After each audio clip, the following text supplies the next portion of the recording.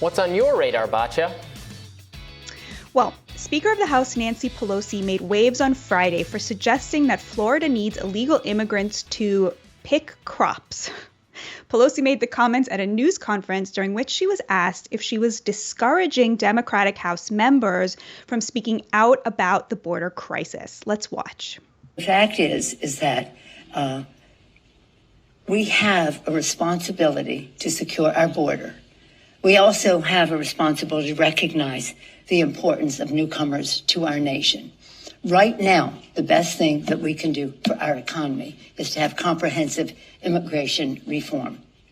We have a shortage of workers in our country, and you see even in Florida, some of the farmers and the growers saying, why are you shipping these immigrants up north? We need them to pick the crops down here. I want to go through these remarks closely because I think they inadvertently reveal a lot about the Biden administration's incomprehensible refusal to secure the border.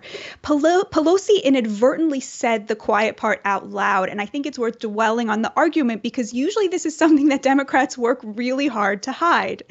Quote, "We have a responsibility to secure our border," Pelosi said. But we also have another responsibility, she argued, one that she seemed to view as in tension with securing the border. We have a responsibility to, quote, recognize the importance of newcomers to our nation. She then pivoted to the economy to explain exactly what she meant. Quote, right now, the best thing that we can do for our economy is to have comprehensive immigration reform. Now, that might seem rather curious at first. What does immigration reform have to do with the economy? Well, Speaker Pelosi helpfully clarified, quote, we have a shortage of workers in our country, which is why Pelosi claims farmers are asking, why are you shipping these immigrants up north? We need them to pick the crops down here. We must secure the border, Pelosi said, but that doesn't mean that we don't recognize, quote, our moral responsibility. Pelosi was excoriated online for her comments. Many pointed out how shocking it was for the Speaker of the House to be endorsing hiring illegal workers. Others pointed out the racism inherent in assuming Central American migrants will be field hands. Still others pointed out the strong, but who will pick the cotton vibes? While many asked the obvious question, can you even imagine the response if Trump had said this? But most of all, her comments exposed something the left has been struggling mightily to hide, that they talk about immigration in moral terms, when in actual fact, they think about immigration in economic terms. For Pelosi, the open border isn't a problem to be addressed so much as a solution to another problem, the labor shortage. Thanks to a slew of mass resignations, the labor market is currently extremely tight. Many employers are struggling to fill their rosters. But this is translated into the first gains for workers since the 1970s when wages stagnated, though inflation is, of course, eating away at a lot of those gains. The national minimum wage remains a laughable $7.25 an hour, but few Americans are still making it. Almost 80% of American workers now earn at least $15 an hour thanks to the pandemic labor market. Now, that's still not a living wage in any major metro area, but the tight labor market has had a huge impact on low-wage and blue-collar laborers. You know how you undo those gains? You import an entirely new working class from a failed socialist state made up of people who are willing to work for much less money than an American worker. Undercut working class Americans by opening the border and signaling to the working class of other countries that the Speaker of the House believes there is work for them here. Don't take it from me. Take it from Senator Bernie Sanders in 2015. What right-wing people in this country would love is an open border policy. Bring in all kinds of people who work for $2 or $3 an hour. That would be great for them. I don't believe in that.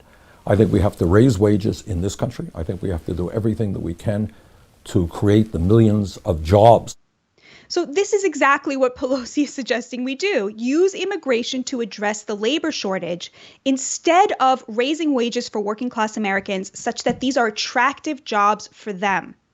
We are paying millions of dollars to shelter and feed migrants when we could be subsidizing farmers to hire American workers and pay them more. Pelosi argues, like many liberals, that more immigration will improve the economy. And actually, she's right. GDP goes up with mass immigration. Of course it does. There are huge profits to be made when your workers aren't citizens and can't demand a living wage or safe working conditions. The rich get richer while the working class is once again hung out to dry. And then Pelosi has the audacity to call this our moral responsibility. The party that oversaw NAFTA, which shipped millions of good working class jobs overseas, is now lecturing the very people whose jobs they outsourced, telling them that it's their moral responsibility to endorse importing an entirely new class of people to take their jobs here at home. It is galling. Where is our moral responsibility to our fellow Americans? Scratch beneath the surface of most progressive claims to moral responsibility, and you'll find a class divide that the elites are benefiting from very literally and demanding the working class pay for. But at least they are now admitting that these aren't asylum seekers, but economic migrants who the rich intend to exploit. What's amazing is that this is now the leftist position. It wasn't always so, as the Sanders clip reminds us. But even Pelosi herself admits that the Democrats' position today on immigration is one that, as Sanders argued as recently as 2015, is really a Republican position. Don't take it from me, Pelosi said on Friday. Listen to Ronald Reagan. Watch. But don't take it from me. Listen to Ronald Reagan. When I quote Ronald Reagan to my Republican colleagues, he doesn't get any applause. Can you imagine that?